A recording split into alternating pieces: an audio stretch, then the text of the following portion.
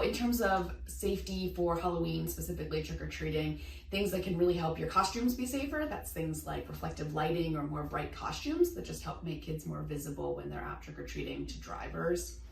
And then making sure that kids don't have really pointy objects. That's something that gets forgotten.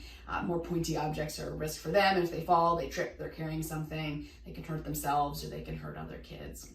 And then in terms of more costume things like face paint, I really recommend that families try face paint out on an area of the body like the skin or the arms, kind of on the inside hidden areas, just ahead of time in case there's a rash or an allergic reaction to it. It's really nice to know about that ahead of time before you cover the face with everything.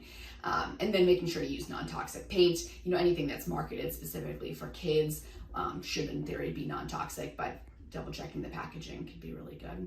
And then other things that parents can do in terms of safety when they're out trick-or-treating, things like pedestrian safety is huge. So that's stuff like holding hands with your little ones when you're crossing the street, just making sure that everybody's together when they're crossing the street, obeying traffic signals, walk when they say walk, and then don't go when they don't say go.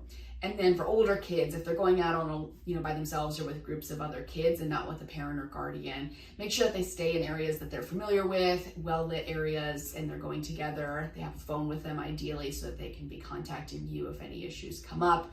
And then it never hurts to make sure that they know the numbers for 911 or other emergency services.